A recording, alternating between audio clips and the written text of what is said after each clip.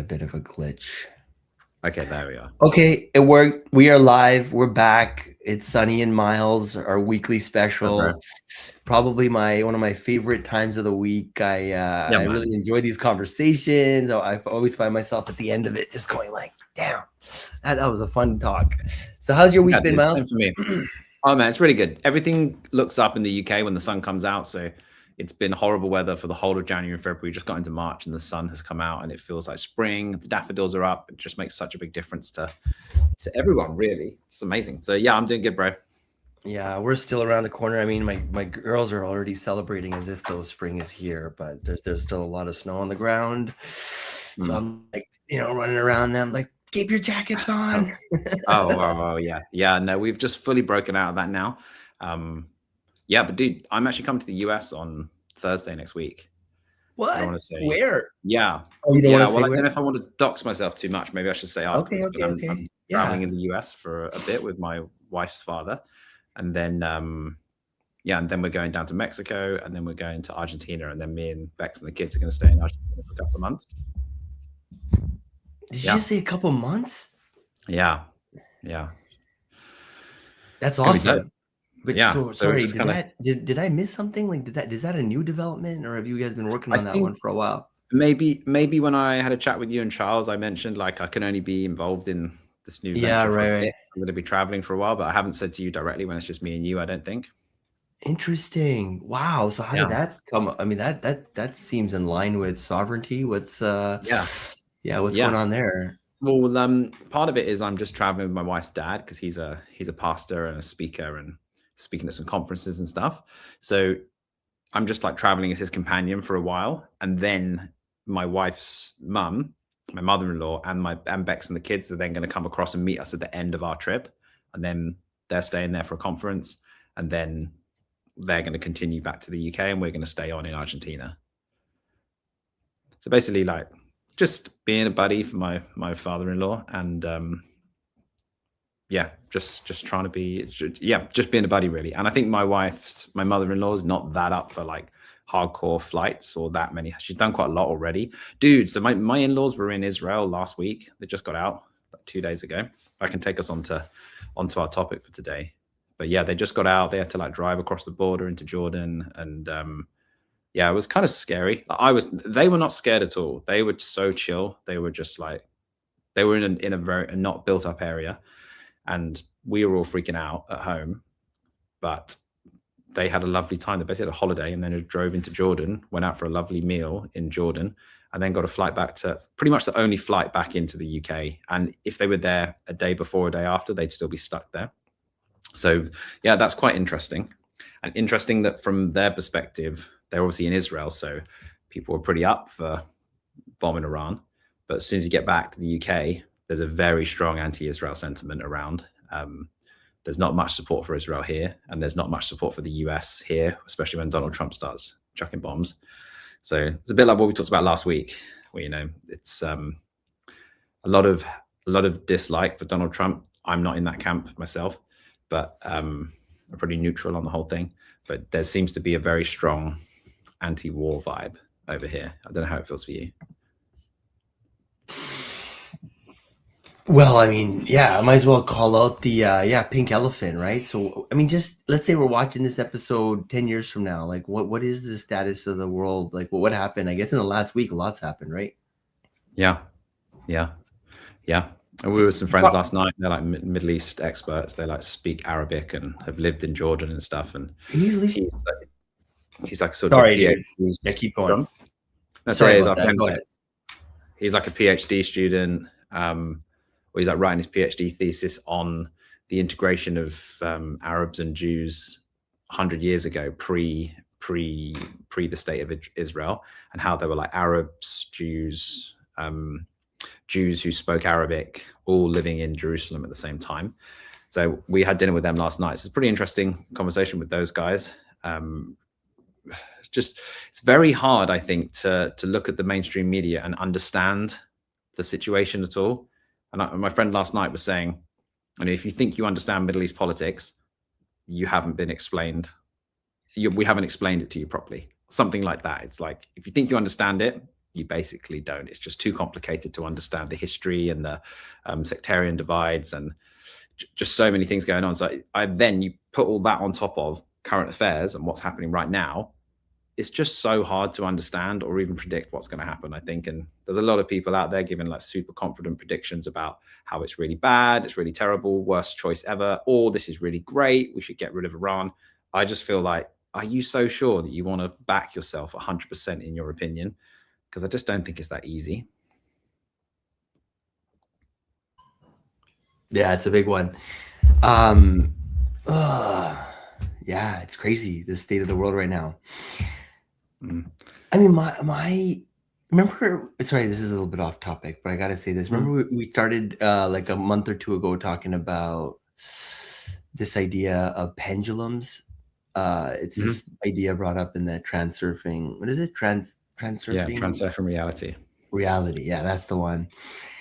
And in that book, he talks about this idea of pendulums essentially being like energy bodies that extract energy from you, right? And they could be literally anything from your family to your church to war to politics to Bitcoin. I mean, they're just like these bodies of energy that are kind of just swinging on their own momentum, and they pull from you. And so I guess my relationship with all this stuff that's going on has been a bit like removed. Like I'm trying, because I have a tendency to just get sucked into it, and then all of a sudden it becomes my everything, and I find it all consuming, and I find it that I can't control these things, and so if they're outside of my control, then it actually shrinks my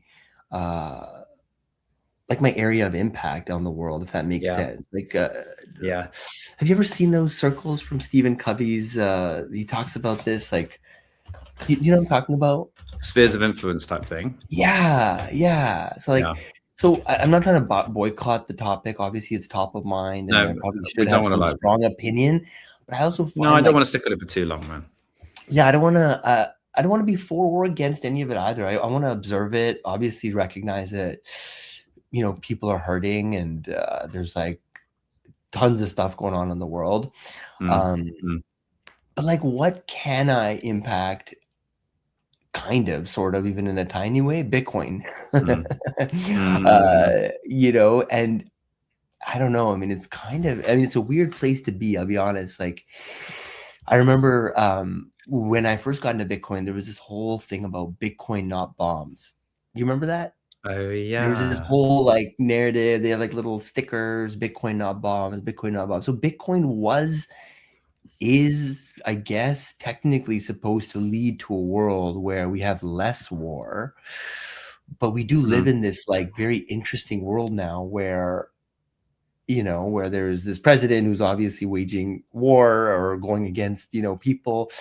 I don't know if it's so black or white either. I don't know if it's so black or white. I mean, you know what I'm saying? Like, we have this president who's embracing Bitcoin on one hand, but then he's doing the war. So it's like bombs and war, Bitcoin type of thing, right? So Yeah.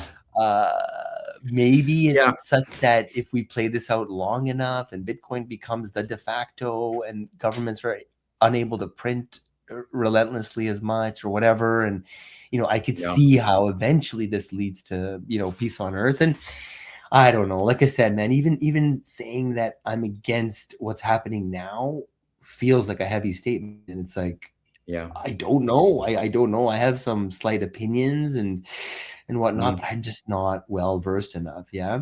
I don't know. Probably a cop out, but Yeah. But but it is I can move it interesting that on. Bitcoin popped like, what was it, 8% this Yeah. week or something? Yeah. 8%, man. That's like a big move up. And actually, it's quite unusual because I feel like Bitcoin usually drops first because the war kicked off while markets were closed.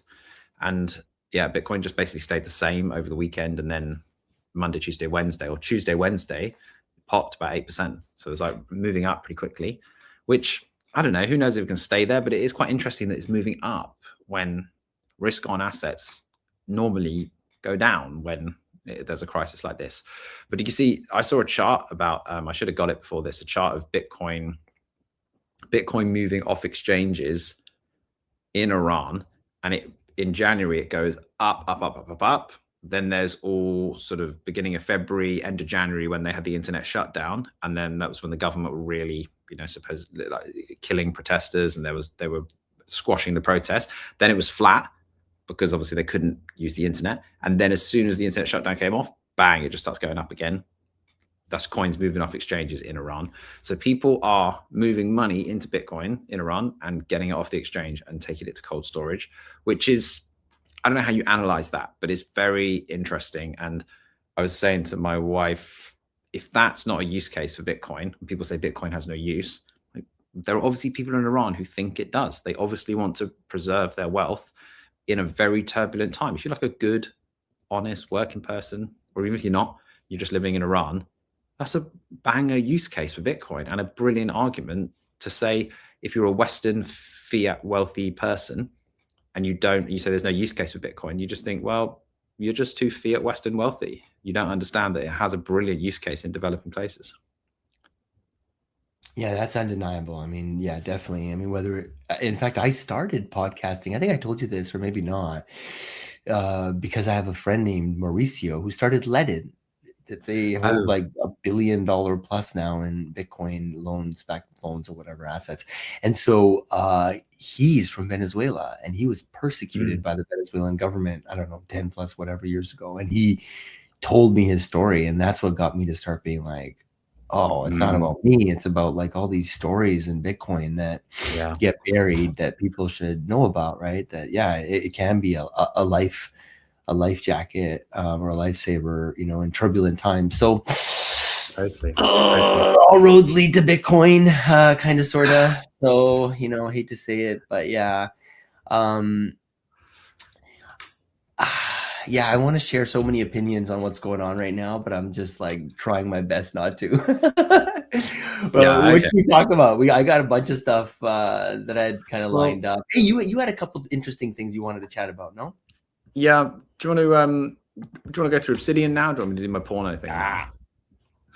You pick. I mean, you had Obsidian first, so we could go with that. I mean, but I'm flexible, man. We can go wherever you want. Yeah, I might need to move rooms in a sec because I just realized the kids are around quite close. But why don't we do Obsidian first, and then I'll move Let's do location. Obsidian. Yeah, yeah, Yeah, yeah. yeah. Okay, Okay, so I'll cool. set it up. So last week, Sonny just like quickly showed me this thing which looked like a bird's eye view of a city with lots of different dots and lights attaching to them. And I was like, "What's that?" And he said, "Oh, it's Obsidian. It's like second brain." And we didn't really talk about it, but obviously I went home and just started getting deep into Obsidian. And it's quite confusing, actually. I watched some YouTube videos of people explaining it, but I just thought, and then I started taking all my Apple notes and trying to put it on Obsidian, and it was just getting so confusing. And I wonder what your advice is, and if you would just like lay out what Obsidian is for people who don't know what it is, and for me, and give me your advice about how you get started with Obsidian. I've downloaded it, I've got set up. I'm like, just don't know where I should start. Yeah. Okay, cool. I love that. Ugh. So first of all, I started like really using Obsidian quite recently, but I've been using a parallel tool for 5 or 6 years. In fact, Okay. it's called Roam Research, but I recently migrated from Roam to Obsidian. But both of them, if I had to describe what they are, it sounds like a bad maybe selection of words, but this is in my mind what I see them as is networked thought. Networked thought. So what that means is that, okay, so let's just talk about like today, what happened. So where do you write down your ideas? Like your In an best ideas? Apple Notes. Right. Okay. In Apple Notes. When you talk to, let's say, people, that probably shows up in another system, right? Maybe on a piece of paper or Maybe CRM. Apple Notes. Yeah. I think you Yeah. also said you're a paper guy, or am I mistaking you? Yeah, Do I you do write some stuff on paper as well. I do Okay, write so some you stuff. write exactly. So you write on paper. Okay. Do you ever use Google Docs maybe to just Yes. jot down some? So Yeah. so eh, so first of all, the problem is that all of these great ideas are kind of just like out there on their own, if that makes sense. And there's no way to Yeah. connect all of them. So for example, let's say you're just like mulling on a song, okay? And you have like a verse of it 2 years ago popped up in your mind. You just put 4 sentences down. And then today some other idea comes up and you're like, I got the second verse. how do you even figure out where that first verse was? Yeah. Was it on a piece of paper? Like, so Yeah. wouldn't it be nice if you could have a second brain, essentially? Mm, Wouldn't it be nice if you could have a second brain? Now, the problem with all of our systems, the ones we use on our computer, they essentially model the file cabinet. So what you have is you have a file cabinet. Inside, you have these, like these duotangs or whatever, or these folders rather. mm, Inside the folders, you have paper, and the system ends up looking like a tree, right? Like the filing cabinet, and you have like all these folders, and you have papers inside of the folders. And that's mm, how most computers are all designed, right? Folders, mm, paper inside of them. But what ends up happening is all these ideas are essentially disconnected and again living in their own little like branches mm, of the tree. And mm, that's not how your brain works, and that's not how the internet works.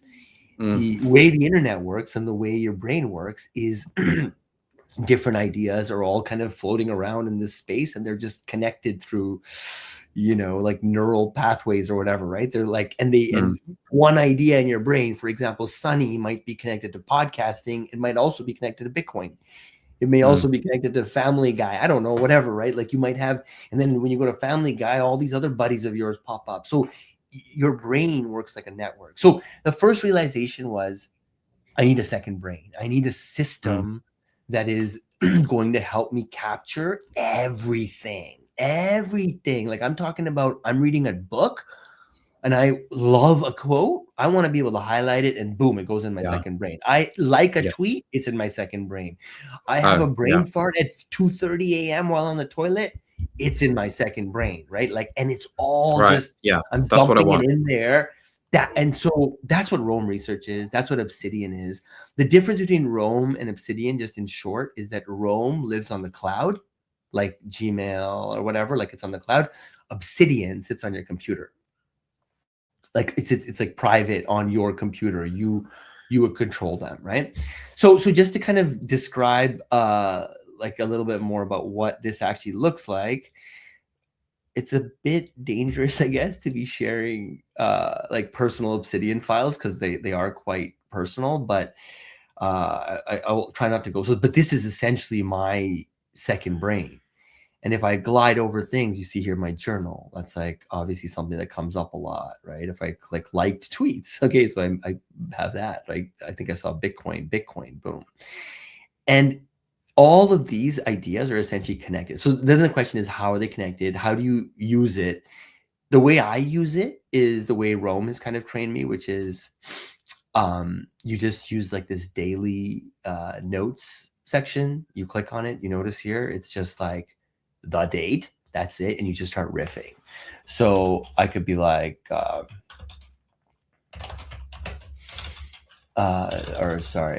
money, meaning, and mindset podcast. Yeah. But did you see what I did there? I put these two brackets on either side. So every time you do that, you essentially create a node or a page of itself. I don't know if that makes sense. So now I go, so let's say I take our notes, I put it in here. We're talking about war. What was the other thing I needed? War and Bitcoin, blah, blah, blah. I'm taking notes. Maybe I could even put my show notes in here. But then see, this thing was important, right? And let's say I'm like, talking to Miles, right? Miles is important. And so I'll put double brackets around it. Okay. Look, So every time Miles you is want to playing. link it to something, you do the double bracket and link it to a Every different time thing. something feels like it's a thing, it's a real thing that I want to like kind of capture, all you do is just put two brackets around it. But the Okay. beauty is when you put two brackets around it, if I click on it, Miles is its Mhm. own page. And I can see every time the word Miles came up, ever. Like I can go back 5 years and see it. Okay. But because of that double bracketing, I know it sounds, but all you need to know is that it's a note-taking app. You just Mm, literally type, and every time you come across something important, like let's say you're dealing with a client and it's like ABC Inc. Well, you know mm, that's important because you're going to make revenue. Da, da, da. So what you could do is you could foreseeably put double brackets around ABC Inc. Now every time you, let's see, India Bitcoin showed up for me because that's a thing. But does that make sense? So you can just yeah. put Yeah. That's sick. ABC Bitcoin. ink, right? And now there's no match found, so that's like a thing now. And now I'm taking all Okay. my notes, but it's all connected. And every time I do this little ABC ink, they're all connected. So I could click on. It won't make a lot of sense. Actually, with Bitcoin it will. So let me show you. So if I go Bitcoin, for example, right? For me, Bitcoin's a thing. So if I click on Bitcoin, see, you'll see 909. You see on the right side, Okay. 995 backlinks. So every time I've said the word Bitcoin or saw the word Bitcoin, are here. So Can you look this at is that visually, the Bitcoin link visually, yes, it's over there? Okay. Absolutely good question. Actually, that's why I was going to show you this, but then I forgot. If I just click on Open Graph View, so now Mm. it will just I can just zoom in on and again, like I said, I'm more like a Rome research guy, so I'm just getting used to this. But this is UnoCoin, and yes, but the Mm. short answer is yes. Okay. I'm still kind of poking around, and I've even done it in the past where you can use it to essentially just look at a specific like node or whatever. Yeah, if you wanted to just share that.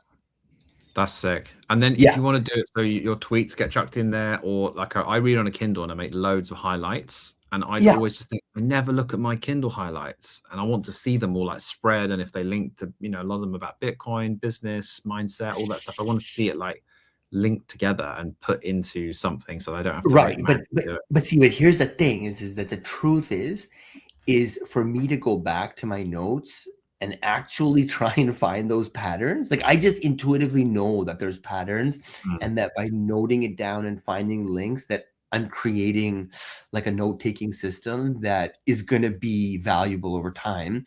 But I mm. still haven't been able to crack the code until recently because of Claude Code. Oh, So Claude Code is changing my life. Like I've only been tinkering with it for a week. So remember I was talking about OpenClaw? yeah, I've kind of stepped a little bit further away from that now, because it's like, ooh, it's like super powerful and like you can hurt yeah, yourself powerful. yeah. But Claude Code has kind of stepped in its wake and provided answers to all the things I was kind of looking for with OpenClaw, but in a very Mm. secure, very tidy, very beautiful, very delightful, shall I say, Yeah, way. it's And not going to I am start ordering becoming, stuff for you and spending your money like. yeah, it's not as like, yeah, Not like exactly in that. your life. It's not in your hard drive. They've done a beautiful job. And by the way, sorry, we talked about a little bit about. Oh man, I'm digressing, but no, I was going to say there was a lot of beef, right, with Anthropic and Trump, and they're put on the Mhm. same list that Huawei was put on. There's like a Oh ton yeah, of oh yeah. anyway, so I don't want to digress, but and maybe I'll just kind of land the plane here. And again, I don't know if this is the session to do like a full out demo of my Claude code, and there's a lot of personal stuff in there, so I might want to like create a demo specifically if people are interested for next week. Uh-huh. But I have cracked the code, or at least I feel like I have on Claude Cowork, Claude Code. Again, I'm just like early days. I'm still tinkering, but Mm, wow, Miles, it's amazing. mm, So, what did I want to say? So now, if you connect Claude Code to Obsidian, and it's very easy to do, you just drop it in a folder, you just point it. Now, all of a sudden, Claude Code becomes very interesting, very relevant. Like, think about it, dude. It has 5 years of my notes. And Claude mm, Code, you can give it access to your email. You can give it access to your CRM. You can give it access to your mm, granola notes. You can give it access to your Calendly.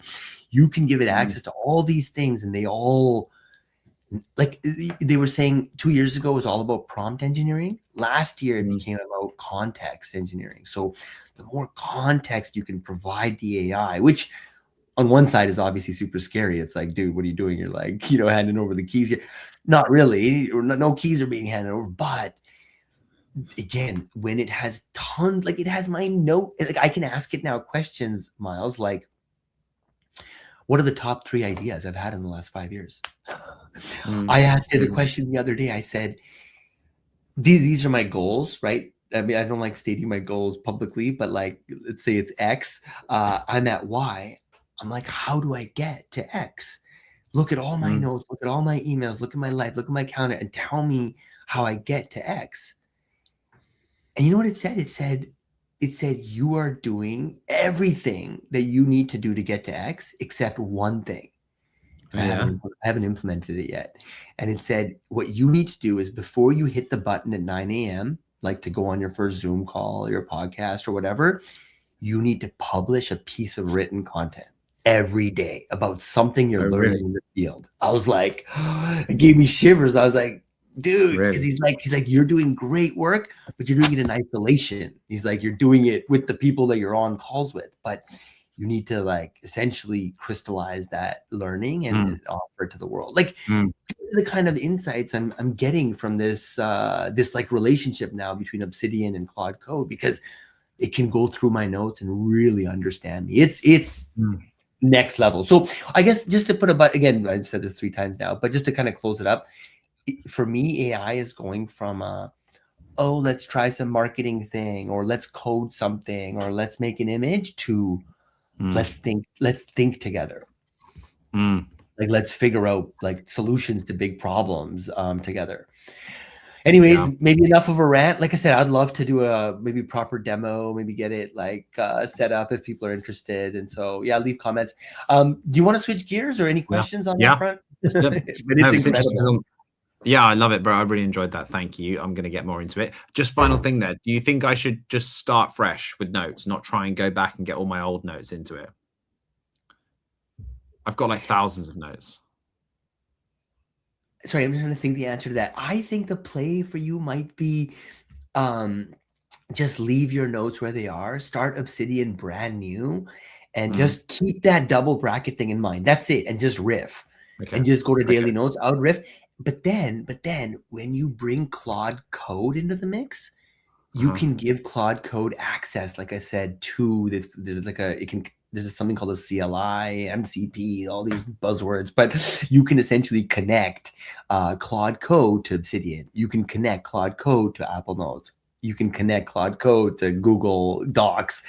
And so then that becomes like you're truly like aggregated. It not only has all your notes and everything you're saving, but also what you're writing. Like I said, my calendar is like super rich with information, right? So it took all that information and starting to give me actual, I would say, like meaningful advice. I mean, I don't know if I want to share this one, but it was maybe I'll say it. Yeah, just for kicks. I mean, I'm sure. It looked at my life and it was like, you're running a soup kitchen when you should be running a steakhouse. Right. What does that mean? I don't know. Picture a soup kitchen, dude. It's like hundreds of people coming through, lots of activity, probably not great margins, but it's like just a lot of buzz. But then a steakhouse, you go in and there's just like a handful of customers, but the place is making bank. And so it's like, I mean, it was just like this criticism that just went, at least for me, went deep. It was like, oh, like it just made sense. The imagery, it was just like, oh shit. Like, okay, let's go. I need to kick things into high gear. Yeah, it's incredible, man. Yeah. I'm still, like I said, I'm starting to see lots of benefits, and yeah. And when it told me this, that you should write every morning, it referenced my own notes. It's like, dude, you've had this own realization over and over and over again, but you just need to like lean into it. And it told me I should probably start a Substack. And anyways, I was taken aback, but I have not taken the advice yet. Dude, but that leads into my Substack that I've been doing, not for very long, for a couple of weeks, but I have been writing an email newsletter, which is just a personal one to a bunch of people.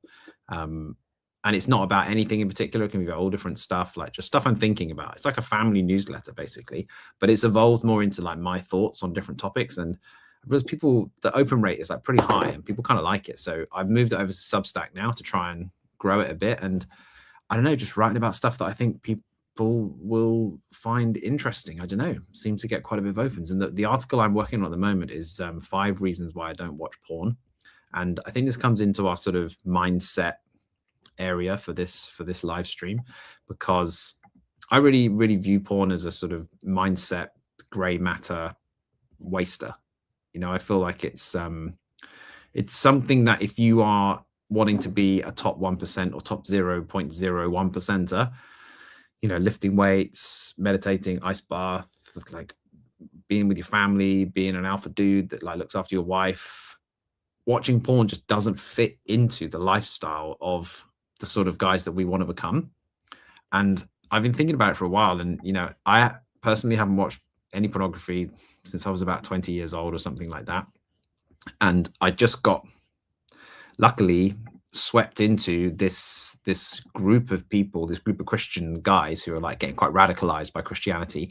And they were going for, you know, no sin. That was like their goal, like nothing bad in my life. And I just got swept into that whole vibe. And that included pornography. So I just got like, got it ripped out of my life completely. I just completely eradicated it at that time. But I'm realizing more and more there's a lot of dudes who are watching pornography like really regularly. And I just got these 5 points around it. And basically, one of the main points is actually, I don't know if you know, but me and my friend James Ray, we started this men's hiking extreme character challenge weekend. It's sort of like a wilderness retreat, but you just bring a tent with you and you arrive. It's called 4M UK. It's called an extreme character challenge. And I went on one in October. I hadn't been on one for quite a few years. The organization I founded, my friend James runs it now. And you go into the mountains with about 120 guys in Scotland. And you have your phone taken, your keys, your car keys, like everything's taken from you, all your stuff. You get your bag searched. You're not allowed to bring extra snacks or anything. We give you enough food to like last for the weekend, but we don't tell you anything. Like you don't know anything. It's a bit like Fight Club. It's like, even after you've completed one, you don't go back and say, oh, we start here, then we walk there, then they take this from you. You just say, it was really great. I had a really fantastic time, but I can't tell you about what happens on the weekends. But basically what happens is you just go for an extreme physical challenge.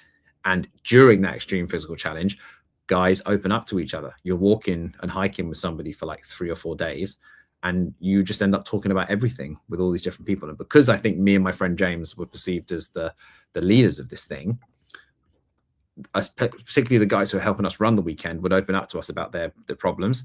And so many dudes, and a lot of them were older than me at the time. I was probably only 30 when we started this organization. A lot of the guys who were older, there's a lot of divorce, a lot of separation. It's the kind of thing you might go on if you're having a hard time as well. You want to like find some space and some peace in your life or something. But a lot of guys were having marriage problems and would share with us their marriage issues. I reckon, and I think me and James have talked about this, 90% of those guys had pornography issues at some level.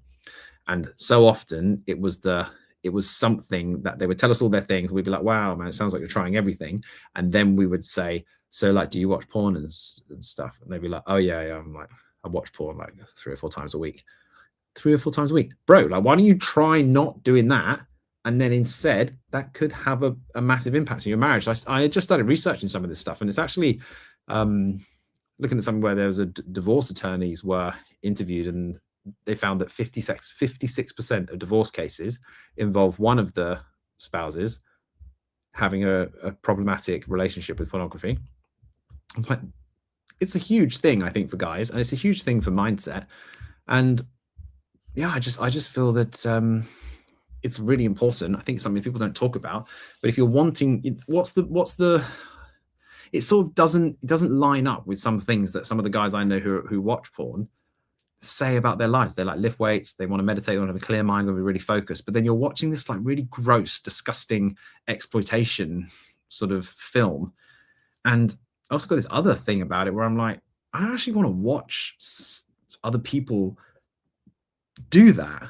That should be something that's like private inside your brain. Maybe I'm just like so conservative and so Christian. I don't know.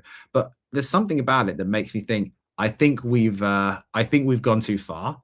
And I think that it's time to put stuff back in the box. And I don't know if you saw China have banned OnlyFans in China now. It's like completely banned. You're not allowed to be an OnlyFans model because they said it's a Western construct to destroy families. Like, whoa, man. Like, it's really becoming a thing. So I don't know. You don't have to give your opinion, but do you want to give like a little comment, and then we can move on. And if people want to read my Substack, they can go and check it out.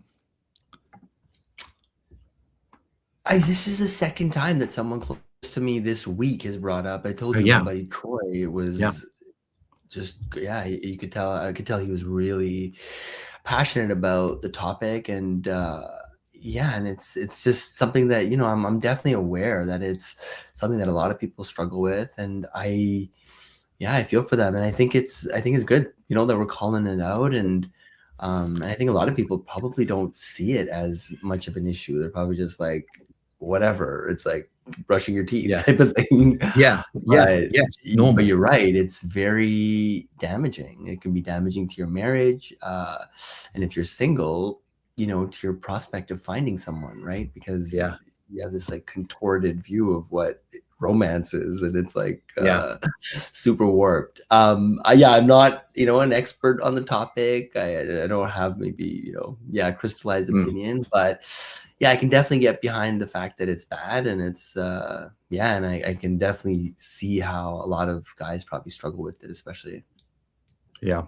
Yeah. Well, that's just my thing and the mindset. I think it's really important if you want to have a strong, clear mindset that pornography just doesn't fit into that for me.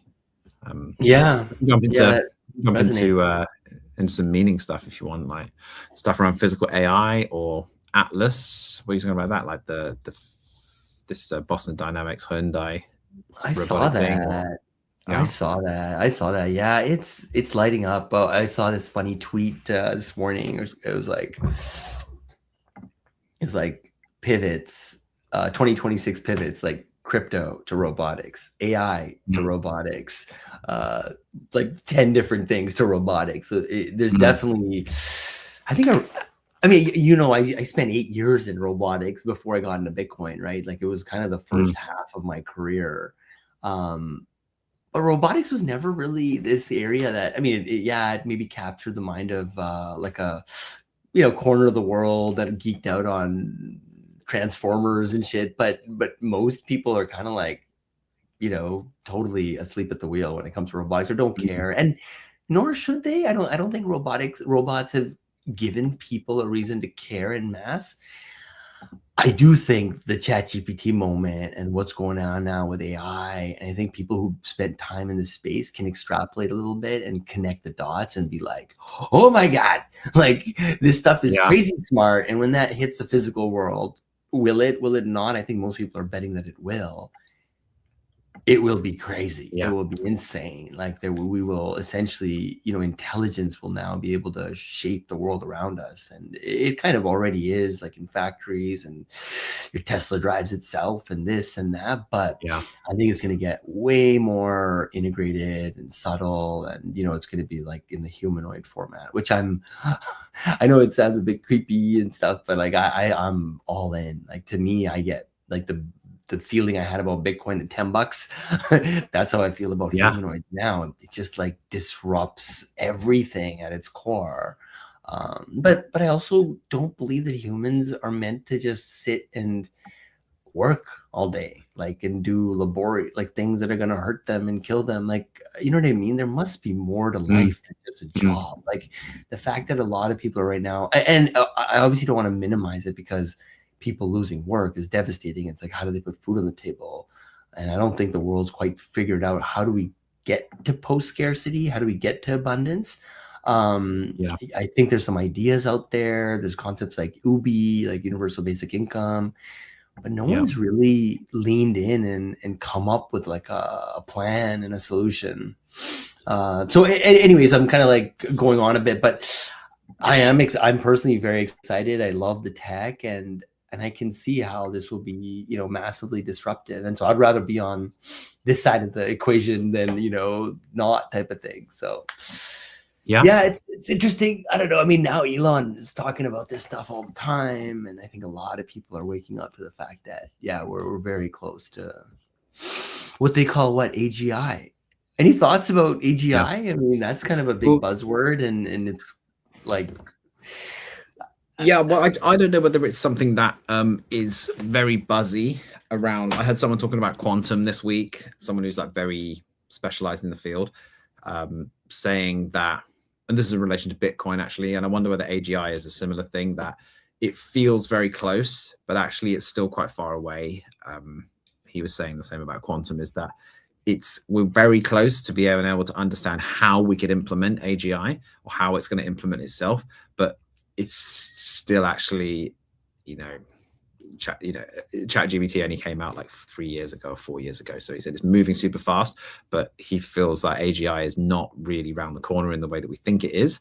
So that was an opposing view that I felt like was interesting. And But I don't know what I actually don't know what impact AGI is going to have. I think it's just a step too far for plebs to understand. And me, I'm a pleb.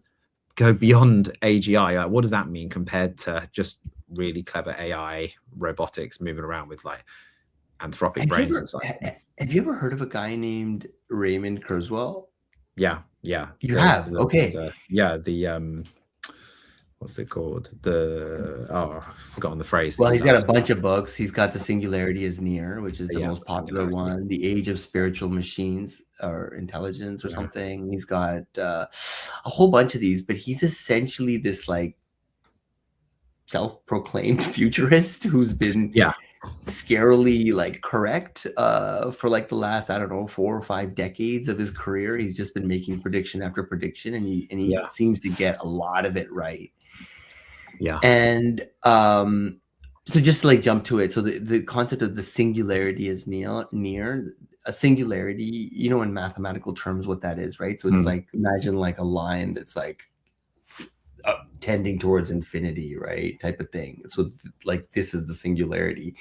mm, um like black holes, like, so essentially the reason he uses the word singularity is to represent a point in time which we simply cannot see beyond. So you were saying mm. how you're a pleb and most of us are plebs. Well, even he and Elon and Saying, all the smartest people in the world cannot see beyond the singularity. And the singularity, according to Raymond Kurzweil, is 2045. uh-huh. 2045. So we're at what's the year now? 2025, I guess. 2020, what is it? We're 2026 now. So we're 20 Uh-huh. years away from this like point where nobody can see beyond. And what drives this march towards the singularity is essentially this, and this is just his ideas, yeah. So like Uh-huh. I is essentially what drives his ideas is he believes that there will essentially be this point in time where sorry, I'm jumping around a bit. Have you ever heard of Yeah, Moore's law? Moore's law is yeah, essentially this yeah. Like idea the that doubling every computing four power years. doubling every year and a half or something. So Yeah. if you look at Moore's law and stand back in that curve, Moore's law was, I think, the fourth or the fifth paradigm. There was actually vacuum tubes, and then there's all these, like, eventually we got to transistors and and all that, right? But even prior to that, if you map it out, if you Mm, map out number of computations per $1,000 of like buying power, you can actually map that on a curve. And the curve is like this, obviously, and it eventually like goes like this. And we get to a point where this Moore's law extrapolation, right, which essentially is just this doubling effect of computational power per $1,000. You get to a point where a chip that you buy is now smarter than the smartest human on earth. And people used to like talk about this stuff, but it was always like, yeah, how, buddy? But now you see ChatGPT and Grok, and you're like, oh, they're already smarter than most people I know. So, so then it gets to a point where it's so dense that like a computer at home is more powerful than all of humans put together, right? And it happens mm, quick because this exponential thing is like kind of crazy. So so all to say that uh, he sees mm, obviously like a utopian world, right? Where, oof, this is going to be a tough one. I, we, I want to watch my words here. mm, Where we become more godlike. We're not God, I know, but like for example, when you think of God, you think of what? You think of all knowing, right? You mm, think of something that can live forever, right? So all mm, these characteristics that we ascribe to God, he believes that there's a time coming on Earth where Earth itself becomes heaven, where because of this intelligence explosion, we reverse the aging cycle. He thinks he thinks that's already happening, right? If you look at like people with exercise and vitamins and health and that like really slows down the aging cycle. And then they mm, predict that biotech and AI is just starting to find its way to biotech. Biotech will enable us to stop the aging cycle, and there's no scientific reason as to why we couldn't do this, right? And then eventually it'll lead to the reversal of the aging cycle, where we essentially won't die. And if you look at what Elon's working on, and again, all this stuff has like a very dark side to it. I'm not like oblivious to that, right? Like, and I know it's a very slippery slope, and it could also be like hell incarnate, right? But I think that's what makes a lot of this very interesting. Is like, yeah. And anyway, so the singularity engineer speaks to this time where, where eventually, because of nanotech, you will sit at the bottom of your pool for 4 hours and not stress about it, because 10% of your body will literally be rejuvenating itself from the inside out, right? So anyways, that's kind of like a crazy like synopsis deep, of like his whole thesis, but there's like movies on it and all this. But it does seem like, again, both probably good guys and bad guys have prescribed to this order. And like I said, it could end up in us eating bugs and living on Ubi, or something glorious and, like I said, beautiful. I mean, that's what I believe, at least, right? And it's kind of up to us which way we go. Yeah, dude, that's so deep. Damn, man, like, I always leave these conversations just like. Then I tell people for the rest of the week, oh, my friend Sonny was saying this stuff, and then I'll just be like talking about it to people. I feel the same way, dude. But I think, yeah, I don't know. We're at 8:56 a.m. Should we try and land the plane? We touched on some heavy topics. Yeah, and I really appreciate this, Miles. I don't say this every week, but I'm doing like 100 interviews a week and this and that. But in those interviews, I enjoy them thoroughly. But they're always me asking them, right, about stuff. So this is really the only hour where I can just like talk about stuff that I enjoy and that we enjoy. So it's fun, man. I love it, dude. I love it.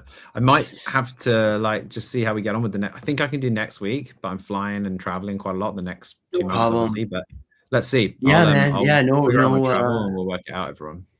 For sure. Wow, 38 people. That's crazy. That might be one of our biggest. Nice. That's awesome. Cool. Well, thank you all for checking in, and yeah, hopefully we'll see each other next week. If not, around then. Yeah, we'll be back. All right. Take care. Bye-bye. Bye, dude.